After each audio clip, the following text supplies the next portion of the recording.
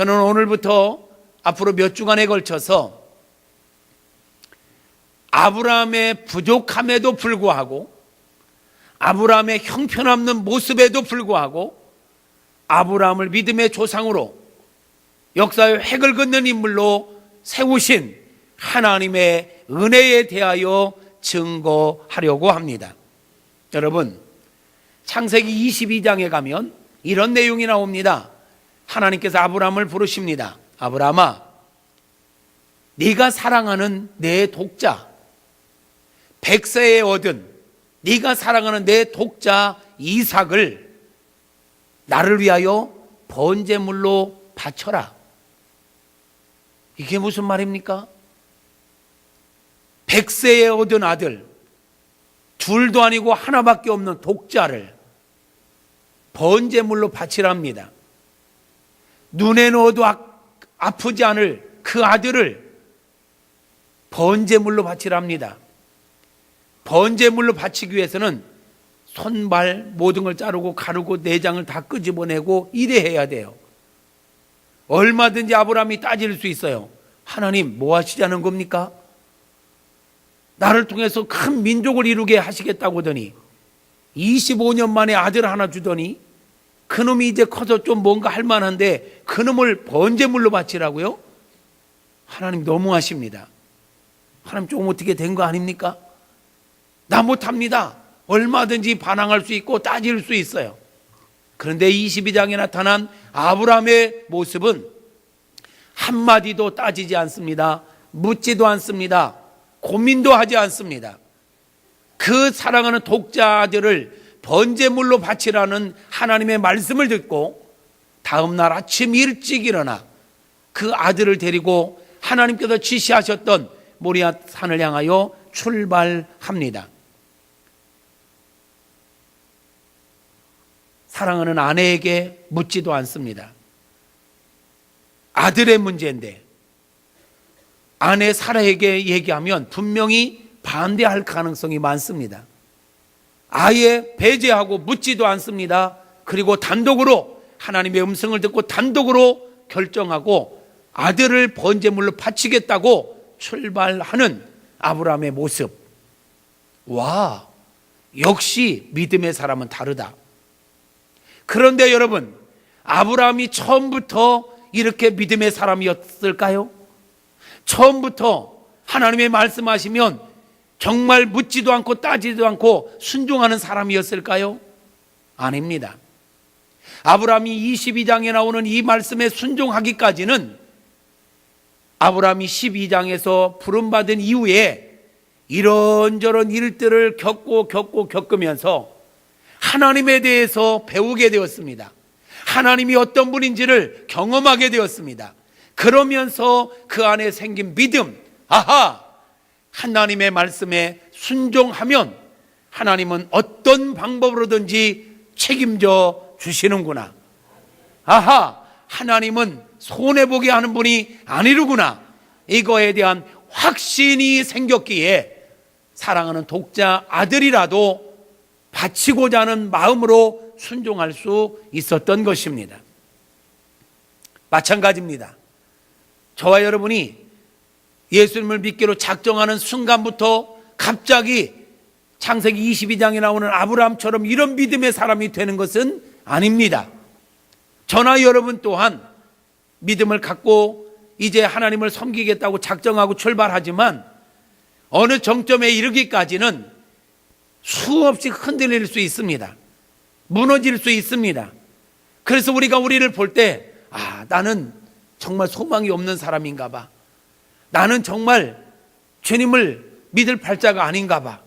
내 꼬라지를 보면 나는 기대할 만한 가치가 없나 봐 라고 생각할 정도로 형편없는 모습일 수 있습니다. 그러나 여러분, 포기하지 마십시오. 절망하지 마십시오. 여러분 자신을 너무 비하시키지 마십시오. 하나님은 그럼에도 불구하고 우리를 사랑하십니다. 그럼에도 불구하고 하나님은 우리를 포기하지 않으십니다. 하나님은 여전히 저와 여러분에게 기대하고 계십니다. 기다려주고 계십니다. 하나님의 부르심 앞에 최소한의 믿음의 반응만 보이면 하나님은 우리를 이끄실 것입니다. 가장 선한 길로, 가장 좋은 길로 하나님이 예비하셨던 그 마침내의 지경에까지 우리를 이끌어 주실 것입니다. 나를 믿지 말고 하나님을 믿으십시오. 환경을 믿지 말고 하나님을 믿으십시오. 내 주변의 사람들을 믿지 말고 전능하신 하나님, 나를 나되게 은혜 위에 은혜를 주시는 하나님을 신뢰하십시오. 이게 믿음입니다. 오늘날 우리가 믿음으로 산다 하면서도 많은 부분에서 나를 믿을 때가 많아요. 하나님이 아니라 연약한 나, 조속으로 바뀌는 나, 어느 것 하나 보장되어 있지 않은 상황을 믿을 때가 많고요, 정말로 나의 힘이 될 수 없는 사람들을 의지할 때가 얼마나 많은지 몰라요. 믿음의 대상을 바꾸십시오. 믿음의 초점을 바꾸십시오. 나에서 하나님으로, 상황에서 하나님으로, 사람에서 하나님으로 바꿔가는 것, 이게 믿음의 생활인 것입니다. 아브라함이 하나님의 부르심을 받았어요. 아브라함아, 갈대아 우르를 떠나라. 내 본토 친척 아버지 집을 떠나라. 내가 지시할 땅으로 가라. 오늘 우리가 읽었던 12장 1절 이하에 그렇게 명령할 때 4절에 보면 아브라함이 이에, 아브라함은 믿음을 따라 갔다 그랬어요. 그런데 말이에요, 아브라함이 처음부터 말씀을 듣자마자 본토 친척 아버지 집을 확 떠나가지고 하나님 지시하는 땅까지 쭉 갔을까요? 아닙니다.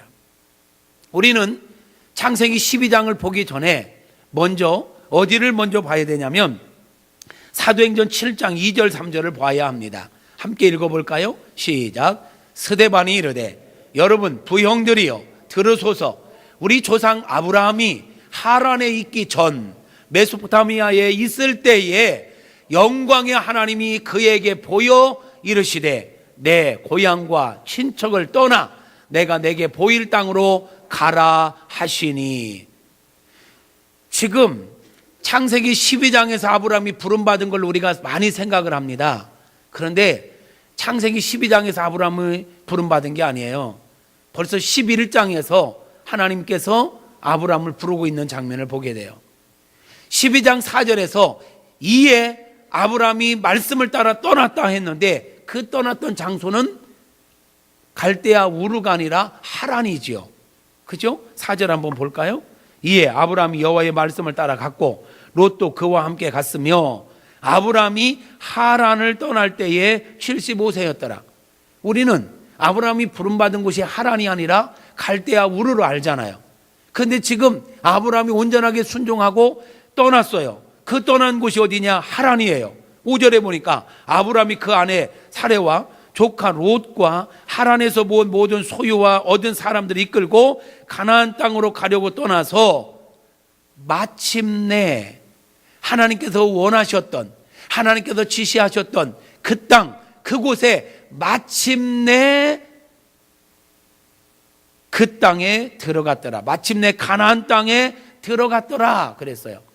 그러니까 12장에서는 하란에서 떠나서 마침내 가나안 땅에 들어갔다는 거예요. 그런데 우리가 알잖아요. 아브라함이 부름받은 것은 하란에 있을 때 부름받은 게 아니라 갈대아 우르에 있을 때 부름받았다는 걸. 그것을 스데반 집사가 사도행전 7장에서 이스라엘 유대인들에게 설교하면서 우리의 조상, 믿음의 조상 아브라함이 하란에 있기 전, 하란에서 부름받기 전 메소포타미아 갈대아 우르에 있을 때 하나님께로부터 부름을 받았었다. 그것을 창세기 11장 31절에서는 이렇게 표현해요. 같이 읽어볼까요? 데라는 아브라함의 아버지입니다. 데라가 그 아들 아브람과 하란의 아들인 그의 손자 롯과 그의 며느리 아브라함의 아내 사레를 데리고 갈대아인의 우르를 떠나 가나안 땅으로 가고자 하더니 하란에 이르러 거기 거류하였으며.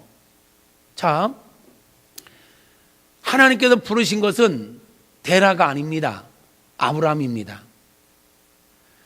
분명히 하나님께서 아브라함을 부르실 때는 너 본토, 친척, 아버지 집을 떠나 내가 지시할 땅으로 가라 하였습니다. 그런데 어찌된 일인지 데라가 지금 가족들을 이끌고 가나안 땅을 향하여 가겠다고 일어나는 장면이 31절에 나오는 거예요. 이걸 다시 말하면 아마도 음성은, 부르심은 아브라함이 받았는데 모든 걸 두고, 아버지까지도 두고 떠났어야 되는데 아브라함이 그렇게 하지 않은 거예요. 다시 말하면 불순종한 거예요. 아버지를 설득하기 시작한 거예요. 아버지, 하나님께서 나를 부르셨어요. 가나안 땅으로 가래요. 우리 가야 돼요. 아마 힘들게 아버지를 설득했던 거 했을 것 같아요. 데라가 음성 들은 게 아니잖아요. 데라는 지금 여기에 터전을 다 잡고 잘 살고 있어요. 그런데 모든 걸 버려두고 떠난다는 거 쉽지 않아요. 그런데 아들이 워낙 간청을 하니까 데라가 마음을 먹었던 것 같아요. 그러니까 데라가 아브라함과 아브라함의 아내와 또 손주 하란의 아들 롯, 아버지가 죽었어요. 하란이 죽었어요. 그 롯을 데리고 떠난 거예요. 떠나기는 떠났는데 끝까지 하나님 지시하는 그곳까지 가지 않고 어디에 거류해요? 하란이라고 하는 곳에 거류하게 되었어요. 그때 데라의 나이가 거기 거류하고 지내다가 결국은 데라가 그 하란에서 죽어요. 죽을 때 나이가 205세였더라. 그렇게 성경은 말씀하고 있습니다. 데라는 나이가 205세가 되어 하란에서 죽었더라. 그리고 있을 때 하나님께서 아브라함에게 다시 한번 콜링한 것 같아요. 아브라함아, 떠나야지. 너 언제까지 여기 머물러 있을 거야? 내가 너를 불러서 여기 있으라고 한 게 아니잖아? 그때 아브라함이 결국은 자기 아버지가 죽고 나서야, 하란에서 죽고 나서야 비로소 가나안 땅까지 가게 되었던 것을 보게 되어집니다. 우리 아브라함의 이동 경로를 한번 지도를 통해서 볼까요? 앞에 보시면 이쪽 밑에가 갈대아 우르예요. 우르, 바벨론, 그리고 저 정상이 하란이에요. 자, 갈대아 우르에 살고 있던 아브라함을 하나님께 부르셨어요. 내 본토 친척 아버지 집을 떠나가라고 했는데 떠나지 않고 가족을 다 데리고 갔어요. 어디까지? 하란까지. 더 가야 되는데 거기에 머물러 버렸어요. 정착해 버렸어요. 왜일까? 분명히 가족들이 그의 발목을 잡았어요. 데라가, 야, 우리 더 이상 못 가겠다. 더 이상 못 가겠다. 그냥 우리 여기 살자. 하란 땅에 가보니까 살기 좋거든요. 비옥한 땅이거든요. 여러 가지로 괜찮거든요. 그러니까 여기 살자라고 눌러 앉아버린 거예요. 아브람도 더 이상 어떻게 할 수 없이 하나님의 명령을 거역하고 아브라함의 뜻을 따라 거기에 멈추게 된 거예요. 결국은 거기에 멈춰 있다가 아버지가 죽고 나서야 하나님이 지시했던 가나안 땅까지 갈 수 있었던 거죠. 학자들은 이렇게 얘기해요. 이 우르에서 하란 가는 땅은 그래도 비교적 평탄한 길이다. 가기에 편한 길이었다. 그런데 저 하란에서부터 가나안 땅까지 가는 길은 좀 험하다. 제가 그 길을 안 따라가 봐도 잘 모르겠어요. 학자들이 그렇대요. 그런데 우리는 이렇게 생각할 수는 있어요. 우리가 주님을 믿고 하나님을 믿고 따라가는 걸음에 있어서 비교적 평탄한 길, 크게 어렵지 않은 길은 믿음의 길을 갈 수 있어요. 그런데 가다가 어떤 어려움을 만나면 고민하게 되지요. 힘든 일을 만나면 나 계속 가야 되나? 그냥 여기서 살면 안 돼? 하고 멈추게 되는 경우가 종종 있음을 보게 됩니다. 아마도 아브라함이 그러했던 것 같아요. 자, 내려주세요. 여러분, 그래서 하나님은 이렇게 말씀합니다. 누가복음 14장 26절에 보면 무릇 내게 오는 자가 부모와 처자와 형제와 자매와 더욱 자기의 목숨까지 미워하지 아니하면 능히 내 제자가 되지 못할 거다.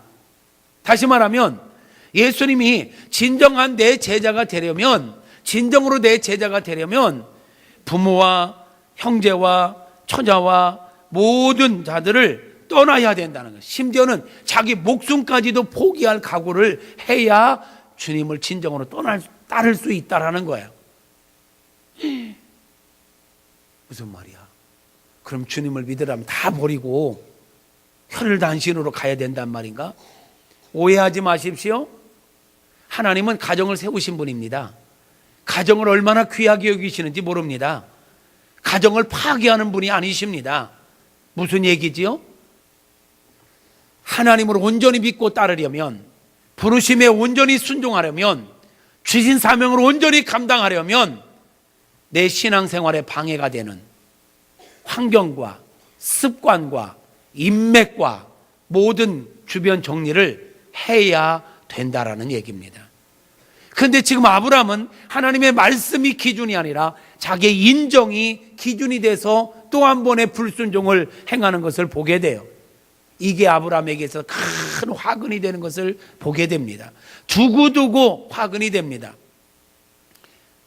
어쨌든 롯을 데리고 갑니다. 어려울 때도 함께하는 게 어려웠습니다. 그런데 하나님의 은혜로 부자가 됐습니다. 풍요로워졌습니다. 풍요로워지면 안 어려워야 되는데 풍요로워졌음에도 불구하고 어려움은 마찬가지입니다. 13장 6절 이하에 보면 물질이 풍부해지니까 롯의 목자들과 아브라함의 목자들이 이 재산 때문에 서로가 막 싸웁니다. 결국은 어떻게 합니까? 롯아, 우리 함께 못 살겠다. 떠나자. 네가 먼저 어디를 택하든지 먼저 택해라. 우리 서로 헤어져서 살아야 되겠다. 끝까지 함께 하고자 했는데 고생만 하다가 결국은 헤어집니다. 헤어져요. 그런데 여기서 13장에서 아브람과 롯이 헤어지는 걸로 악연이 끝납니까? 끝나지 않습니다. 롯이 먼저 택한 땅이 소돔과 고모라 성이었습니다. 떠나 보내놨지만, 육체는 헤어졌지만 여전히 마음이 불편한 거예요. 저는 저기 가서 하나님을 잘 섬겨야 되는데, 저기 가서 잘해야 되는데, 그런데 웬일입니까? 그 소돔과 고모라 성이 얼마나 죄가 간영했던지 하나님께서 유황불로 심판하시기를 작정을 하시고 천사들을 보냈습니다. 어떻게 하다가 아브라함이 소돔과 고모라 성이 멸망할 거라는 것을 알게 되죠. 그 성에 누가 있어요? 조카 롯이 살고 있어. 아브라함은 걱정이 됐어요. 조카가 죽을 상황이잖아요. 아브라함이 하나님 앞에 간절히 기도한 결과 겨우 롯이 생명을 구원받게 됩니다. 그래서 소돔과 고모라 성에 뛰어나왔어요. 도망 나왔어요. 나올 때 뒤돌아보지 말라겠는데 롯의 처는 나오다가 미련을 버리지 못하고 뒤돌아봤다가 소돔 기둥이 되고, 딸년들만 데리고 도망갔어요. 도망가는 것도 가라는 곳으로 가지 않고 그냥 우리 여기로 갈래요. 하도 그러니까 알았어, 그리 가. 끝까지 말을 드려야 하는데 끝까지 자기가 편한 대로 가려고는 롯. 그런데 그 딸년들을 데리고 갔는데 어떤 결과가 주어졌죠? 이 딸년들이 아버지를 술 먹여놓고 못된 짓을 했어요. 그래서 결국은 거기에서 태어난 자식이 생겼는데 암몬과 모압 자손이에요. 우리가 아는 것처럼 이 암몬과 모압 자손이 두고두고 이스라엘 백성에게 가시노릇 하는 걸 보지 않습니까? 그 시작이 어디서부터 시작된 겁니까? 아브라함의 불순종으로부터. 아브라함은요, 인정에 이끌려서 롯을 결단하지 못한 거야. 그럴듯하잖아요. 이해할 수 있잖아요. 그런데 그 작은 불순종이 두고두고 이스라엘의 가시노릇을 하는 암몬과 모압 족속을 만들어내고 말았다라는 거예요.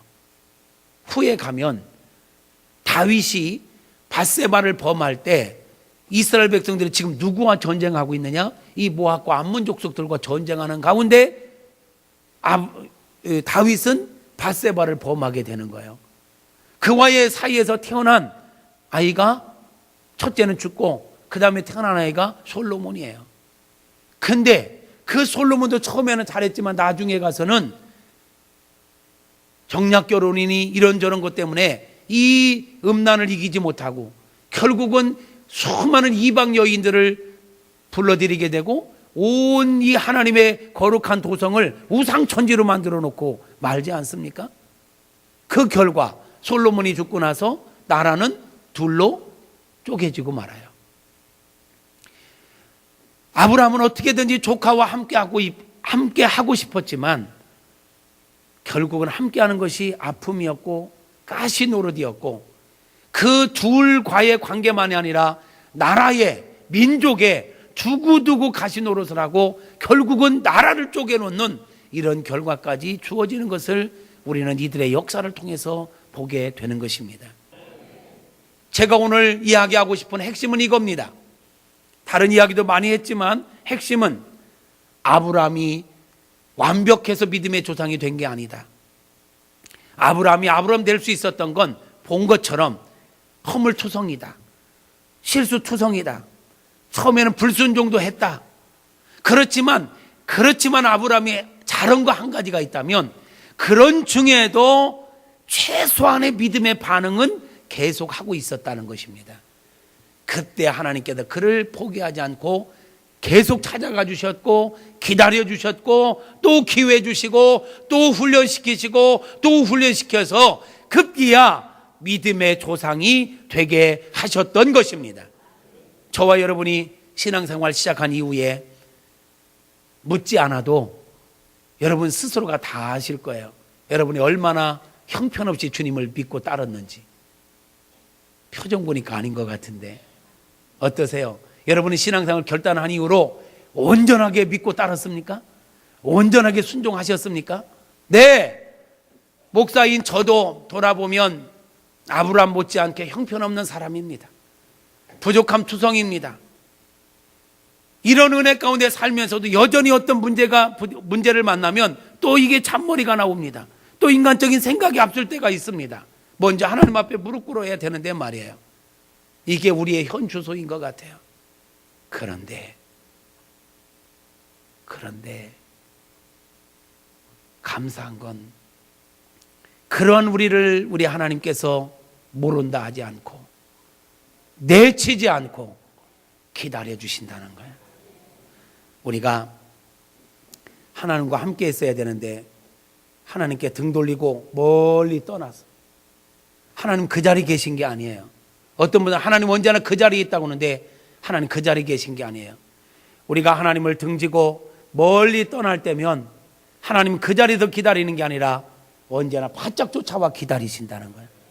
언제든지 우리가 우리의 현 주소를 알고 깨닫고 돌이키기만 하면 바로 만날 수 있도록 언제나 따라와 주시고 내 바로 뒤에서 기다려 주시는 하나님의 은혜가 있기에 오늘 저와 여러분이 이 자리에 있게 된 줄로 믿습니다. 사랑하는 성도 여러분, 우리가 지금까지 살아온 것은 주님의 은혜입니다. 내가 하나님의 자녀 된 것은 주님의 은혜입니다. 이 자리에 서 있는 것, 목사로 서 있는 것, 여러분이 예배자로 서 있는 것, 이 또한 은혜입니다. 앞으로도 우리는 그 은혜로 살아가야 합니다. 하나님께 은혜 주시기를 바랍니다.